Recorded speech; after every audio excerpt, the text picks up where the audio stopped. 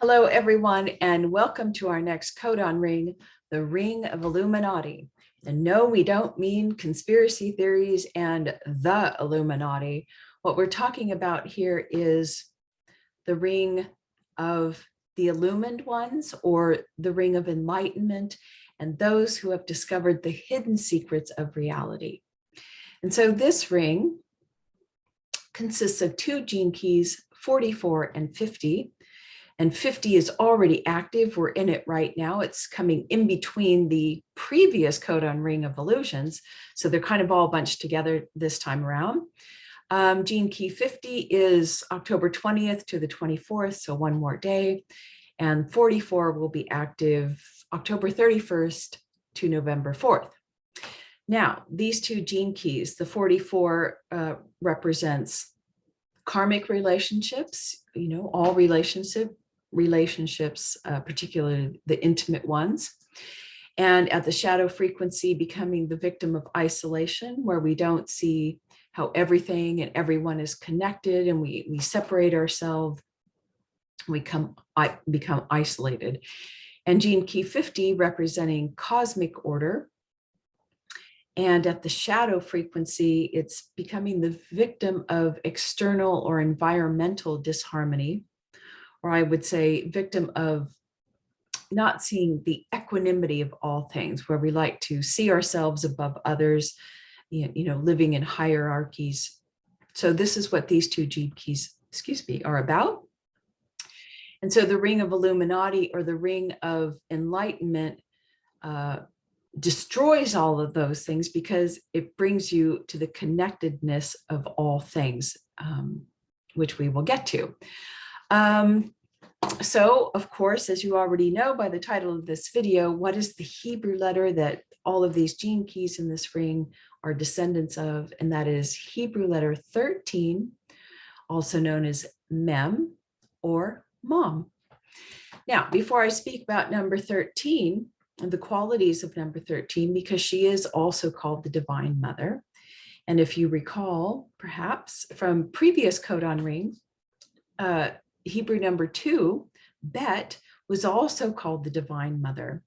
But Bet represented a different aspect of Mem. Mem, I would say, is the Divine Mother, and 2, Bet, is an aspect of, where 2 represented the house of God, more of our feeling consciousness, okay? While she also did represent Kundalini Shakti, this is just maybe a more manifested physical aspect of 13. So there's a little bit of difference. So I'm not repeating myself. Okay, so let's show you a picture of Mem, because she's beautiful.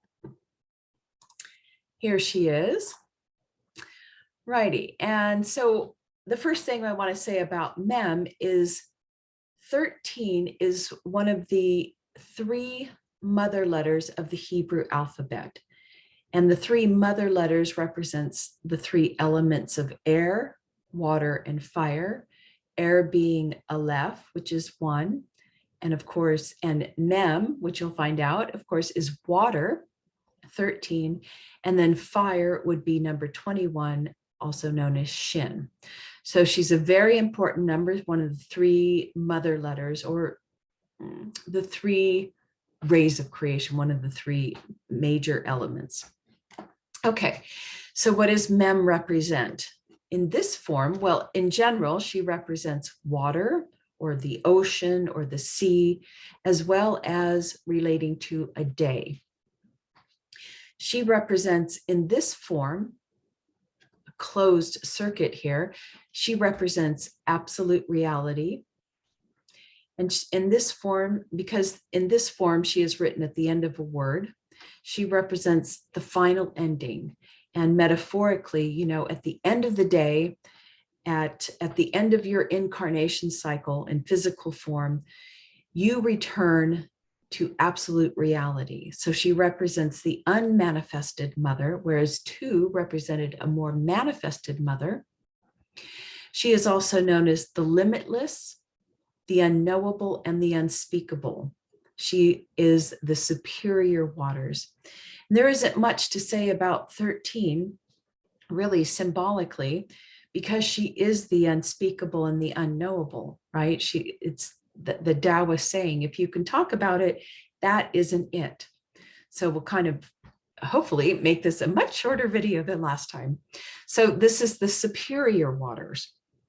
And in this form, when she's written in the middle of a sentence or word, she represents a more physical, I wouldn't say physical form of Mem, but here she represents the womb, the inferior waters. And she represents creation. This is the potential to create through sexual energies, or the Kundalini Shakti. Okay. And here she is broken open, and she has a different little symbol here. And so she is receiving from the superior waters and also receiving inferior waters in the form of semen. So there you go. What else do I want to say about Mem? She is the potential for our sexual creative energy, always in potential form. It is impossible to create without Mem, without a mother, without mom. And it's impossible to be alive without her. She is the water within you, the invisible water, the unmanifested water. She, of course, is the light. When the Father said, "Let there be light," that was one. It was her. And then there was light. It was her. It was Mem. It was the mother. So she is the throne of God, whereas our previous number or letter was sitting at the side of the throne of God. So she is the throne of God. She is, of course, as I said, the divine mother, Kundalini Shakti, the only one who can enlighten you and bring you to the ring of Illuminati. Let's stop share. And what else do I want to say? When she represents the water, the purifying waters of Kundalini Shakti. And as Kundalini rises through your Sushumna, which the Sushumna, which is not an easy word for me to say, is your psyche. So as the waters rise up the spinal cord, your spinal column, she is cleansing you and purifying you. And eventually, she rises into the pineal gland. If you remember from the Ring of Illusions, there are 3 numbers there, 11, 12, and 13. And she is there with 11, who is Calf, who, when she reaches the pineal gland, what does she do? She breaks your Ring of Illusions. And 13, she enlightens you, she illumines you. And then along comes 12, also resting in the pineal gland, which represents the heart. She brings you to the ring of destiny, which I think is a beautiful, beautiful little couple of letters in your pineal gland. All right, so what else does 13 represent? She also represents, and there's my kitty cat, who is divine Zia, divine feminine coming to visit. She also represents the 13th commandment. Now, I know you might be thinking, I thought there were only 10, but no, there are actually 11, 12, and 13, kind of representing the pineal gland. 11 and 12 in Hebrew tradition represent the male and the female sexual energies and the commandments on how we're supposed to be using those sexual energies. And when those are used properly, the result is 13, enlightenment, the final ending, which is psychological death of the ego. And this commandment represents how we are to live, after enlightenment. And basically it's singing the praises, mantras, and singing the praises of the Lord. So she represents the 13th commandment. What else does she represent? Well, of course, you're thinking, oh, maybe 13 is a bad luck number. Well, how did that come into being? I'm sure you all know. Friday the 13th, or 13 just being an unlucky number. The word Friday came from the Norse myth Freya, who is the goddess of love, or 13, the divine mother. and she represented death. But it's the goddess of love. It's the divine mother. It's Kundalini Shakti. What is this death all about? Of course, it's psychological and ego death. And what Freya or Friday or 13, or what the mother is cleansing you of, she's only killing the devil or the monster inside of you. So nothing to be feared about number 13. In fact, this is why we have Good Friday, particularly Good Friday the 13th. We must invite the mother, the waters within us to kill us. Now, I've had an experience with this, as I've had this whole time, which I will talk about at the end of this video. So what else? If you see the number 13 often in your life, or maybe after this you will, what is this number perhaps trying to tell you? Well, the number 13 in its highest form represents unconditional love, Christ consciousness, motherly love, transcendence, idealism, the one who's to be the protector of children. She represents becoming attuned to the whole, or learning to love your feminine side, having understanding for the females in your life. Maybe she's trying to convey to you, be a better parent, be a better caregiver. What else? She may be giving you a warning that you're becoming too self-absorbed, because this is a very narcissistic number as well, where you see separation everywhere and you're beginning to see yourself above or even below others, self-absorbed, self-obsessed. She may be indicating to you that you have a heart blockage. You're perhaps neglecting the needs of others. Or she may be telling you it's time to wake up. It's time to awaken into the ocean of consciousness and study all things on the nature of reality. Okay, so that is what Mem represents. And the number 13, it's a beautiful number. Don't be afraid of it. And so that's all for the number 13. And now I will share personal experience. So if you're not interested, you can click out now. So as has been happening this whole time doing these codon rings, it has been an incredible journey for me personally, because it seems, I mean, it's getting almost ridiculous that I am having experiences of these letters and what they mean prior to me even looking. I don't look ahead. So I never know what Hebrew letter is coming next or what codon ring. I kind of like to be surprised, but it has been shocking to me how a couple days before I go and do my work to make the videos, I will have the exact experience that I am talking about in the video. And what happened just earlier this week, or a little bit last week, was that I woke up, and for 2 days straight, all I could feel, and this, remember, I didn't even know Mem was coming up. I was feeling, it was the most incredible, sweet, non-flashy experience. It was just beautiful. I experienced and felt the water, or everything had water underneath it and in it, and it came from water. It was like I was experiencing everything as the ocean, even myself. I could feel the fluidity of everything, and the buoyancy, and the non-manifest, I don't even know how to explain it, but it felt like being on a raft in a pool, and you could just feel the water underneath, and I could feel the water under me, in everything that I saw.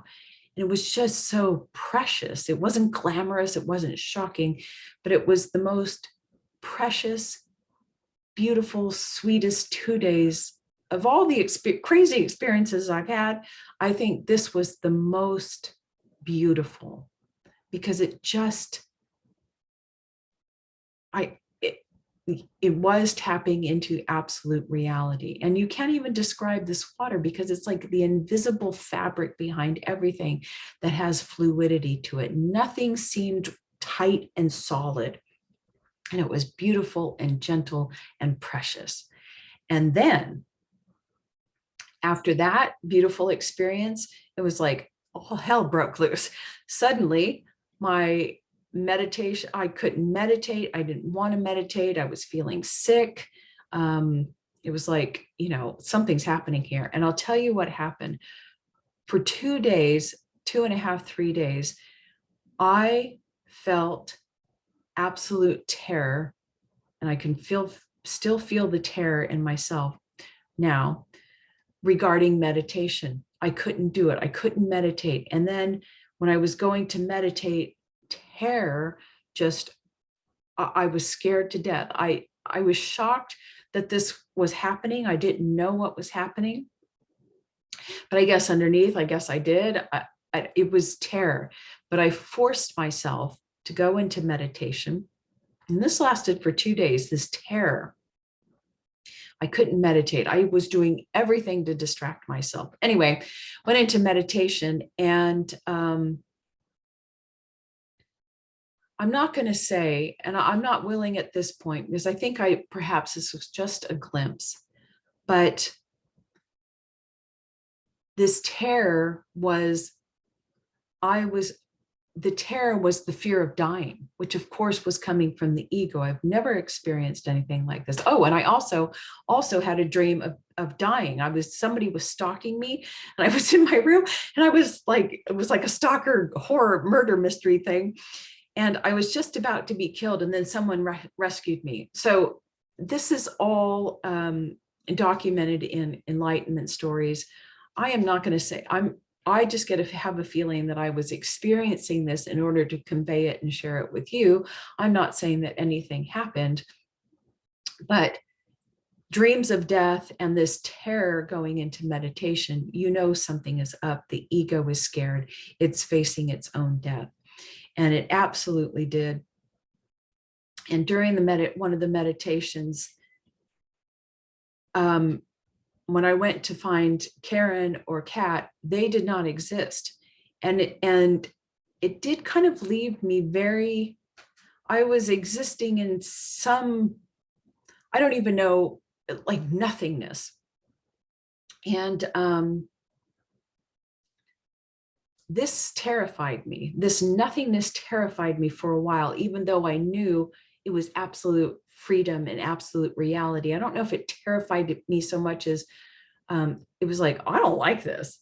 So it showed me attachment to physical form, but it happened, and something is different. Something is different in me, and I can't say what happened. I haven't spoken to my teacher yet, but this is what MEM is all about. It wasn't even Friday the 13th. It wasn't even the 13th day, but this is what MEM, the divine waters, can bring to you, is a little glimpse of absolute reality, the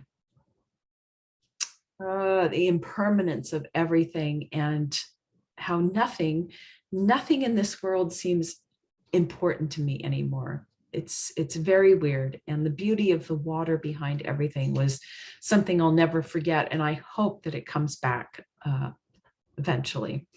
Anyway, so Mem, Divine Mother, I think she's a good number to just keep with us for the rest of your life. So call on Mem and she will take care of you. Okay, until next time.